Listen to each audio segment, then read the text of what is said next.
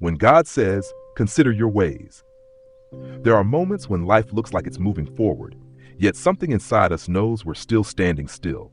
The crisis has passed. The noise has settled. The routines have returned. From the outside, everything appears stable again. But beneath the surface, something feels unfinished, displaced, as if we've come home, yet we're not quite whole.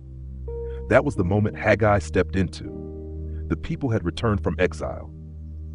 They were no longer captives. They were back on their land, rebuilding their lives. On the surface, it looked like recovery, but underneath, something was off. They had laid the foundation of the temple once before. Some even wept when they saw it, remembering what had been lost. Then opposition came. Fatigue followed. Time passed, and slowly, without dramatic rebellion or deliberate rejection, the work stopped. Life pressed in. Survival demanded attention. And what began as a pause quietly became a pattern. They didn't abandon God. They simply learned how to live with Him on the margins. That's when Haggai speaks, not with anger, not with accusation, but with a question that still unsettles the heart. Thus says the Lord of hosts, consider your ways. Haggai 1:5. It's a simple phrase, but it carries weight. God isn't demanding confession yet. He's inviting awareness. He's asking them to look honestly at the life they've been living and the quiet drift that has taken place. And when they do, the picture is sobering. You have sown much and harvested little. You eat, but you never have enough. You drink, but you never have your fill. You clothe yourselves, but no one is warm. And he who earns wages does so to put them into a bag with holes. Haggai 1:6. Nothing is collapsing. Nothing is falling apart, but nothing is truly satisfying either. Effort without fulfillment, activity without peace, motion without direction. This isn't punishment, it's revelation. God is helping them see what they have slowly grown accustomed to living with. They had built their houses. They had found a way to manage life again. But in doing so, they had quietly accepted a version of life where God no longer stood at the center.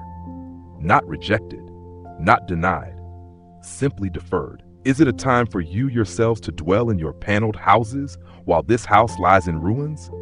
Haggai 1:4. This was never about a building. Solomon had already confessed that no structure could contain God. This was about alignment, about what their lives were orbiting around when no one was watching. And then something shifts. The people listen. That sentence is easy to read quickly, but it holds something weighty.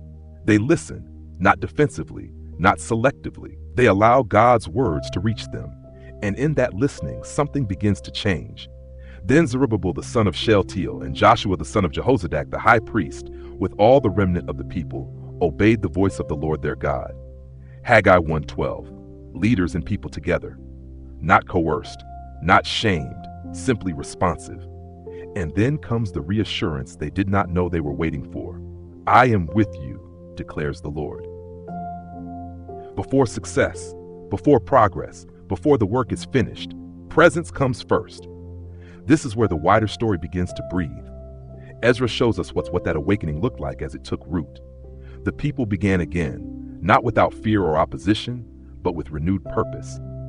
Nehemiah later shows us how costly that obedience became, how perseverance was required when resistance rose and strength wore thin. This was not a momentary emotional surge. It was a reorientation of life. Zerubbabel stands quietly in the story as a reminder that God's promises had not failed. The line of David still lived. God was still working, even when his work looked small and unimpressive. What was being rebuilt was more than a temple. It was trust. It was attentiveness. It was a people learning again what it meant to live with God at the center.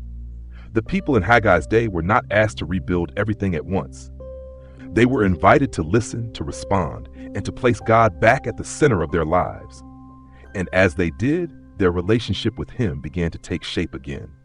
In much the same way, our relationship with God can be reshaped as we choose to listen and respond, not all at once and not perfectly, but through acts of trust that reorient our hearts toward Him, acts that place Him first again, even when life still feels unfinished. As you sit with Haggai's words today, take a moment to reflect on where this story presses closest to home. Where might life feel busy, yet strangely unfruitful? Where might God be inviting you to notice what has quietly shifted out of place? Where might trust be waiting to be restored? not through striving, but through attention. If you're willing, share your reflections in the comments, not because you have answers, but because walking honestly together helps us hear what God may still be shaping in our hearts.